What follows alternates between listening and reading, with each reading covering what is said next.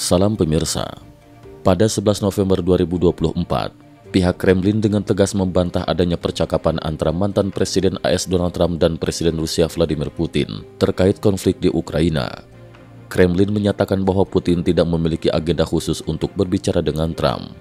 Bantahan ini muncul setelah laporan dari The Washington Post yang mengutip sumber anonim menyebutkan bahwa Trump mengimbau Putin untuk tidak meningkatkan eskalasi di Ukraina sambil mengingatkan kekuatan militer AS di Eropa. Namun juru bicara Kremlin Dmitry Peskov membantah kabar tersebut sebagai sepenuhnya fiktif dan menegaskan bahwa tidak ada pembicaraan antara Trump dan Putin terkait hal ini. Di tengah polemik ini, Menteri Pertahanan Inggris Siri memproyeksikan bahwa administrasi Trump akan tetap berkomitmen dalam mendukung NATO dan Ukraina menghadapi Rusia. Situasi ini mengundang perhatian internasional, terutama dengan prediksi media Rusia bahwa rencana damai Trump untuk Ukraina akan menemui kegagalan. Beredar pula kontroversi di Rusia ketika media pemerintah Rusia menayangkan foto-foto pribadi Melania Trump. Langkah ini dipandang oleh sebagian kalangan sebagai sinyal dari Putin terhadap Trump bahwa Rusia mungkin menyimpan informasi yang lebih sensitif. Kekhawatiran semakin meluas di kalangan politisi Eropa bahwa dukungan AS terhadap Ukraina bisa melemah setelah Trump menjabat.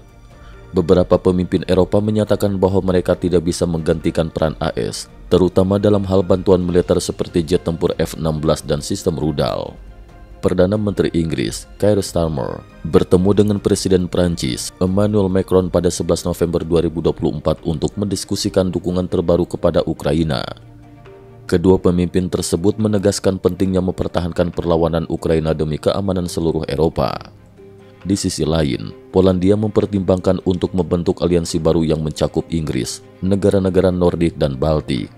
Perdana Menteri Polandia, Donald Tusk, menyatakan bahwa melemahnya Ukraina atau jika negara tersebut menyerah akan menjadi ancaman serius bagi Polandia.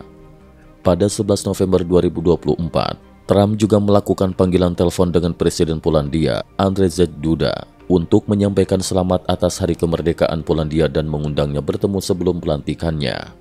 Presiden Ukraina, Volodymyr Zelensky, menyampaikan dalam sebuah video bahwa fasilitas militer Rusia kini berada dalam jangkauan tentara Ukraina.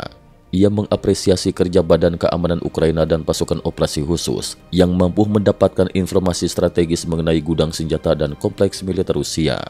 Zelensky mengimbau Rusia untuk menghentikan perang dengan cara damai dan menegaskan bahwa Ukraina akan terus melobi AS dan NATO untuk bantuan militer yang lebih lanjut guna memperkuat posisinya. Dalam perkembangan lain, Filipina baru-baru ini mengesahkan Undang-Undang Laut Filipina dan Undang-Undang Anti Pembajakan yang mengatur batas wilayah Laut Filipina di Laut China Selatan.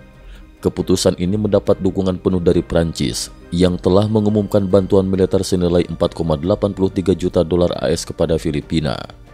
Sebagai respons, pada 10 November 2024, China menetapkan garis dasar laut di sekitar Scarborough Shoal sebagai upaya untuk memperkuat klaimnya di wilayah tersebut. Untuk menghadapi potensi ancaman dari Beijing, Filipina mengadakan latihan militer besar-besaran dengan melibatkan 3.000 tentara. Latihan ini bertujuan memperkuat kemampuan pertahanan maritim, termasuk simulasi pendaratan di pulau-pulau yang dipersengketakan di sekitar Pulau Palawan.